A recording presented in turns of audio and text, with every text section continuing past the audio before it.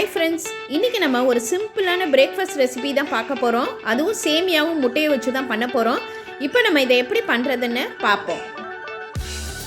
நான் இங்கே ஒரு பவுலில் ஒரு அரை கப் சேமியாவை எடுத்திருக்கேன். வறுத்த சேமியாவாக இருந்தாலும் சரி, வறுக்காததுனாலும் பரவாயில்ல. அதை இந்த பவுலில் போட்டுக்கோங்க.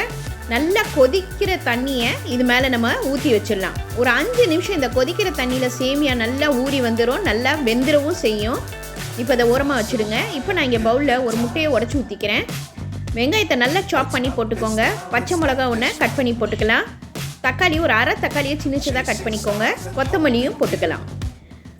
மிளகாய்த்தூள் 1/2 ஸ்பூன், மஞ்சத்தூள் 1/2 ஸ்பூன், மிளகுத்தூள் 1/2 ஸ்பூன். இஞ்சி பூண்டு பேஸ்ட்டு நிறைய போடாமல் சும்மா கொஞ்சமாக போட்டுக்கோங்க. இப்போ இது எல்லாத்தையும் நல்லா பீட் பண்ணிடலாம். இப்போ நம்ம சேமியா வச்சோம் பாருங்கள், அது நல்லா வெந்துருச்சு. தண்ணி இல்லாமல் அதை எடுத்துட்டு அதையும் இதில் போட்டுக்கோங்க. இப்போ கையில் நம்ம நல்லா இதை முட்டையும் சேமியாவும் ஒன்று சேர்கிற மாதிரி நல்லா அடிச்சிடலாம்.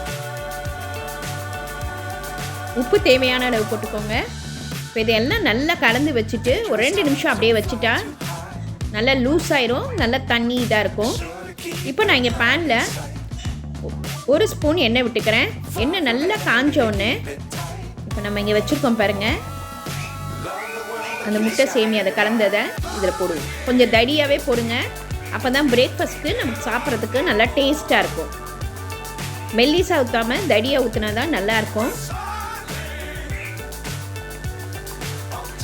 எப்போதும் தோசை மாவு வச்சு நம்ம தோசை சுடுறதுக்கு இந்த சேமியா முட்டை சேமியா இது சூப்பராக இருக்கும்.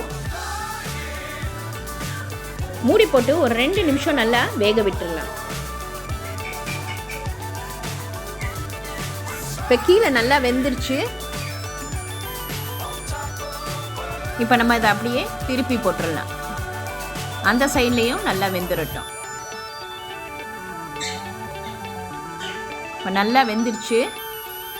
இப்போ நம்ம இதை ஒரு பிளேட்டில் ட்ரான்ஸ்ஃபர் பண்ணிடலாம். இங்கே பாருங்கள், சூப்பராக இருக்குது. மார்னிங்கில் நம்ம இதை சாப்பிட்றதுக்கு ரொம்ப டேஸ்ட்டாக இருக்கும். உங்களுக்கு அந்த சைடும் காமிக்கிறேன் பாருங்கள், எப்படி நல்லா வெந்துருச்சு. இதுக்கு பசங்களுக்கு நம்ம சாஸ் வச்சு கொடுத்தோன்னாலும் அவங்க விரும்பி சாப்பிடுவாங்க. இன்றைக்கி இதை ட்ரை பண்ணி பார்த்துட்டு சொல்லுங்கள். தேங்க்யூ.